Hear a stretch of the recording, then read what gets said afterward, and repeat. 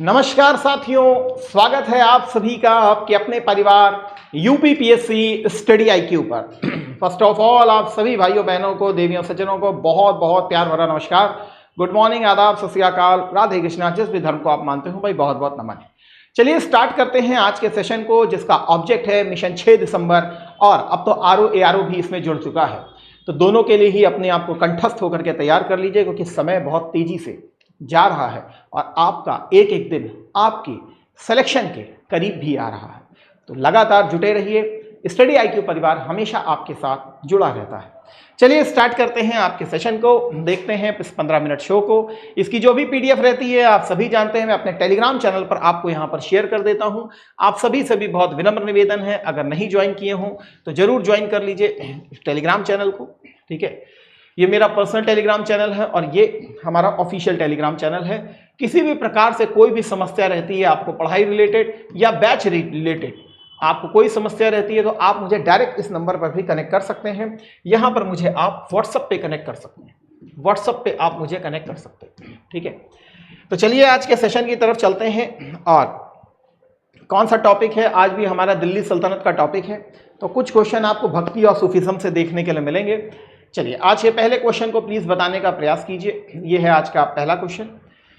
The Ganje Shakar was the title of which famous Sufi saint whose influence was significant during the Sultanate period.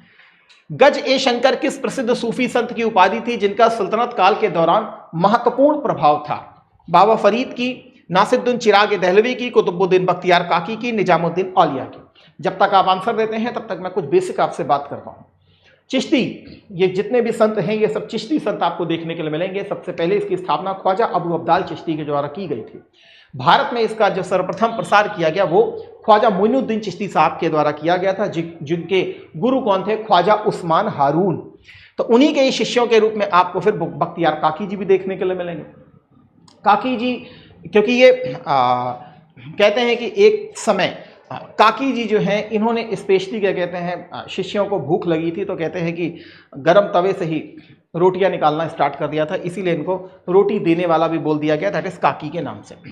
फिलहाल इसका answer क्या होना चाहिए? आप सभी आंसर की तरफ पहुंच गए होंगे आशा करता हूं। बाबा फरीद। तो बाबा फरीद को ही बाबा फरीदुद्दीन गज शंकर के नाम से स्पेशली जाना जाता था। तो इसका जो राइट आंसर है वो ए आपको देखने के लिए मिलेगा। नासिरुद्दीन चिराग ए दहलवी, इनका जन्म कहते हैं कहाँ हुआ था? अयोध्या के पास। नासिरुद्दीन चिराग ए दहलवी। निजामुद्दीन औलिया, इनकी दरगाह आपको स्पेशली कहाँ देखने के लिए मिलती है? दिल्ली में। 7 सुल्तानों का काल निजामुद्दीन औलिया ने देखा था। अमीर खुसरो भी कौन थे? इन्हीं के शिष्य हुआ करते थे, है ना। चलिए तो इसका आंसर क्या हो जाएगा? ए आंसर हो जाएगा बाबा फरीदुद्दीन गजे शंकर। और बाबा फरीद के जो वचन है वो आपको गुरु ग्रंथ साहिब में भी देखने के लिए मिलेंगे। नेक्स्ट क्वेश्चन की तरफ आते हैं। What did the term fawazil represent the iqta system during the 30th and the 40th century? तो क्या लगता है भाई, 13वीं और 14वीं शताब्दी का एक वर्ड आपको दिखाई पड़ रहा है, फवाजिल, और कह रहा है कि ये शब्द किससे संबंधित था? Personal salary of the iqtadar, excess amount paid to the state, land tax from the Hindu peasant, military grant for war time. देखिए जब तक आप बताएंगे तब तक मैं थोड़ा सा इक्ता को बता देता हूं। देखिए इक्ता को होल्ड करने वाला जो है उसे आप इक्तादार भी कहते हैं, उसे आप वली भी कहते हैं, उसे आप मुक्ति के नाम से भी स्पेशली जानते हैं। ये पूरा इक्ता दी गई है। अब यहां पर आर्मी को रिक्रूट करने का काम जो करेगा वो कौन करेगा? इक्तादार ही करेगा। एग्रीकल्चर फैलाएगा, वहां पर ट्रेडिंग को प्रमोट करेगा, तो इस प्रकार से अपनी इनकम को जनरेट करेगा, अपनी आर्मी को डेवलप करेगा और लॉ एंड ऑर्डर को मजबूत करेगा।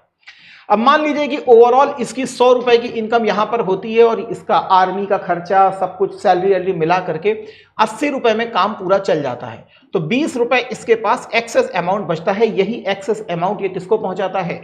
राज्य को पहुंचाता है। नहीं तो फिर राज्य का इंपॉर्टेंस ही क्या रह जाएगा? तो इसको बोला जाता है फवाजिल की रकम। फवाजिल रकम जो एक्सेस अमाउंट है, ठीक है। अच्छा, ये एक ट्रांसफरेबल जॉब थी, ये भी याद रखिएगा, इसीलिए ये राजपूतों की मनसबदारी से बेसिकली अलग हो जाती है, ठीक। चलिए नेक्स्ट क्वेश्चन की तरफ चलते हैं आपके साथ। तो यहां पर एक और आया है, the Persian treatise Kashf ul Mahjub considered the first systematic book on Sufism written in India was authored by which Sufi saint? Kashf ul Mahjub नामक फारसी ग्रंथ, जिसे भारत में लिखा गया सूफीवाद पर पहला व्यवस्थित ग्रंथ माना जाता है, के लेखक कौन से सूफी संत थे?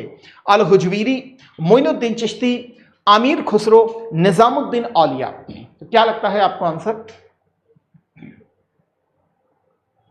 तो आशा करता हूं कि आपने आंसर दिया होगा, लेकिन इसका सही आंसर जो है वो है ए। इसका सही आंसर जो है वो है ए, अल हुजवीरी दाता गंज ए बख्श। इनको पूरा जो कहते हैं वो कहते हैं अल हुजवीरी दाता गंज ए बख्श, इनको पूरा कहा जाता है। तो इसका राइट आंसर जो है वो ए होगा। इसको अगर हम देखें यहाँ पर आप देखिए इनको, तो इनको अल हुजवीरी पूरा नाम है, और दाता साहिब भी कहा जाता है, दाता गजबख्श भी कहा जाता है, दाता साहिब भी कहा जाता है। इन्होंने स्पेशली किताब लिखी थी कश्फ उल महजूब। ये मानी जाती है कि फारसी में लिखी गई सूफिज्म पर एक प्राचीनतम किताब है। तो आप यहाँ पर देख सकते हैं इनका समय गजनाविद के समय का आपको समय देखने के लिए मिलेगा। इस प्रकार इनकी जो क्या कहते हैं मॉस्क है, मकबरा है, वो यहाँ पर बना हुआ है लाहौर में, ठीक है, दाता गंज बख्श का। ठीक,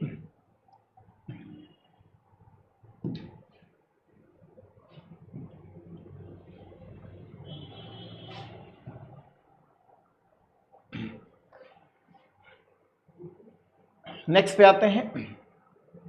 इस समय मैं अपने संत ने एक शरण धर्म की शुरुआत की और वैष्णववाद के प्रचार के लिए सत्र या सत्राज मोनास्ट्रीज अर्थात मठों की स्थापना की। संत रविदास, शंकरदेव जी, चैतन्य महाप्रभु और तुकाराम। तो क्या लगता है आंसर आपको? आसाम के संत हैं, तो आप आंसर को आई होप सो समझ ही गए होंगे।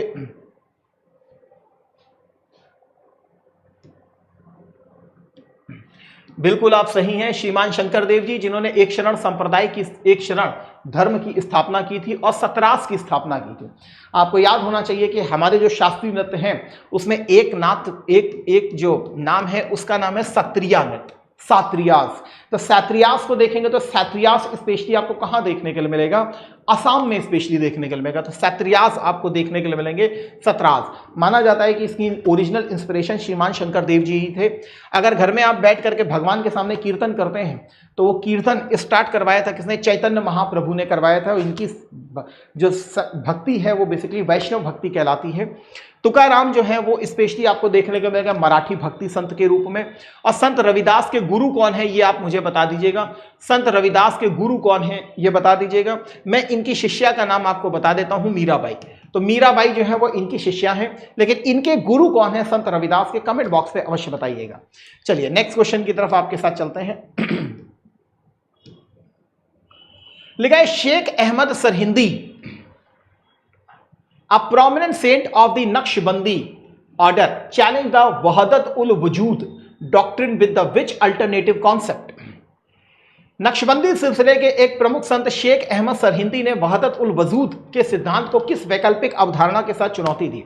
आप सब बहुत अच्छे से जानते हैं कि नक्शबंदी सिलसिला जो था एक मुस्लिम सूफी संतों में सबसे ज्यादा अगर कोई ऑर्थोडॉक्स सिलसिला था तो वह यही हुआ करता था। बाबर जो शिष्य था वो नक्शबंदी सिलसिले के ही एक अनुयायी हुआ करते, एक गुरु हुआ करते थे जिनका नाम क्या था? ख्वाजा उबैदुल्ला अहरार। वो ख्वाजा उबैदुल्ला अहरार का शिष्य हुआ करता था। इवन औरंगजेब भी नक्शबंदी सिलसिले को ही बेसिकली मानता था।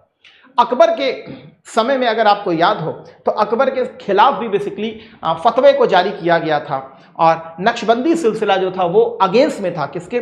अकबर के।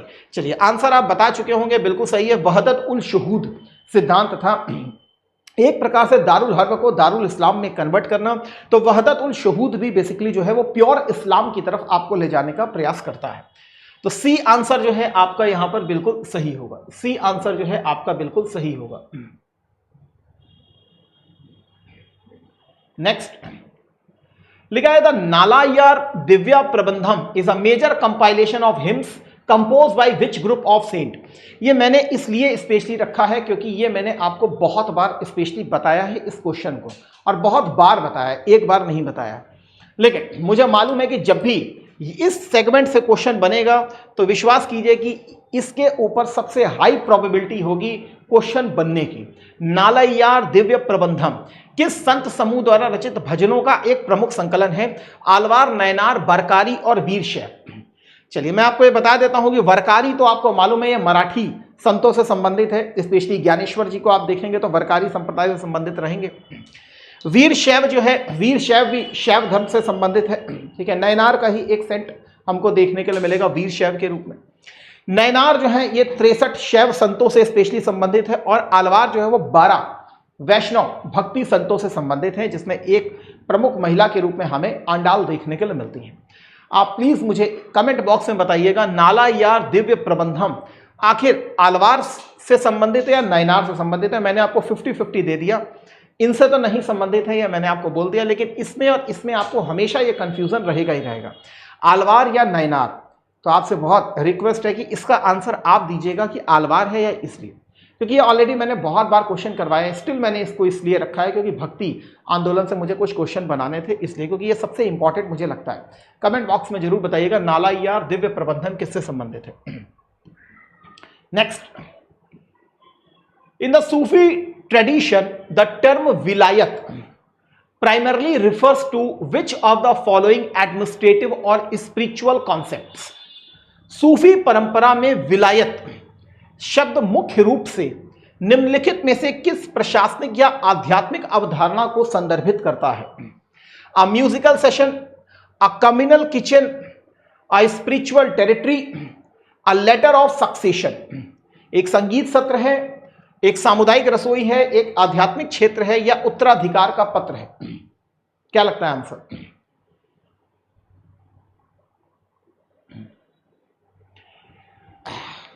आशा करता हूं आपने इसका आंसर दिया होगा। तो बिल्कुल सही है आप सभी। जब हम बात ही सूफी संत की कर रहे हैं, सूफिज्म की बात कर रहे हैं, तो एक स्पिरिचुअलिटी तो आनी ही चाहिए अंदर। तो एक स्पिरिचुअल टेरिटरी, एक आध्यात्मिक क्षेत्र के रूप में हमको दिखाई पड़ेगी विलायत शब्द को, जिसे आप वली के रूप में भी स्पेशली देखते हो, ठीक है ना। तो सी वाला आंसर होगा। अगर आप यहां पर देखें तो आपको समझ में आएगा, that is this one. Wilayat and its paronyms literally meaning guardianship and widely used in the Quran to mean administrative and the authority. Wilaya is sometimes an act by God which is the same as monotheism and count as a divine attribute. तो specially spiritual sector जो है वहां से आपको देखने के लिए मिलेगा, स्पिरिचुअलिज्म को प्रमोट करता है आपका विलायत शब्द, ठीक है। ठीक है, आज के फिर क्वेश्चंस को यहीं तक रखते हैं आप सभी के साथ। लेकिन आप सभी से एक रिक्वेस्ट है, अगर आप हमारे साथ मिल करके स्पेशली मिशन 6 दिसंबर को क्रैक करना चाहते हैं तो आप हमारे साथ यहाँ मिल सकते हैं। बहुत सारे बैचेस हैं हमारे, जैसे आप देखते हैं यहाँ अभ्युदय है, यहाँ पर आपको आरंभ बैच देखने को मिला। ये एक फाउंडेशन का बैच है। फाउंडेशन का अर्थ है जिसमें प्री, मेंस, इंटरव्यू तीनों स्तरों की आपको प्रिपरेशन कराई जाती है। मैं हमेशा कहता हूं जब भी आपको बैच लेना हो, हमेशा आप प्लैटिनम के बैच को ही लीजिएगा। क्यों? इससे फिर आपको यूपी पीसीएस के जितने भी कोर्सेज रहते हैं, चाहे हमारा प्रीलिम्स स्पेशल बैच हो, चाहे हमारा प्रीलिम्स स्पेशल बैच हो, या फिर हमारा मेंस स्पेशल बैच हो, जैसे यहाँ प्रीलिम्स स्पेशल है, यहाँ पर मेंस स्पेशल बैच है, इसके साथ आप टेस्ट सीरीज को भी जोड़ लीजिए, यहाँ पर भी टेस्ट सीरीज को जोड़ लीजिए, तो ये ऑलरेडी आपको यहाँ पर फ्री ऑफ कॉस्ट प्रोवाइड कर दिए जाते हैं। इसके अलावा ये टेस्ट सीरीज भी आपको मिल जाती है। बिना टेस्ट लगाए पेपर में अपीयर करना मतलब अपने आप में बहुत बड़ी विपदा को आमंत्रित करना, इसलिए टेस्ट ज़्यादा से ज़्यादा लगाइए। अगर आरओ की तैयारी कर रहे हैं तो आरओ फाउंडेशन भी हमारा स्टार्ट हो चुका है, आप इसमें भी हमारे ज्वाइन कर सकते हैं।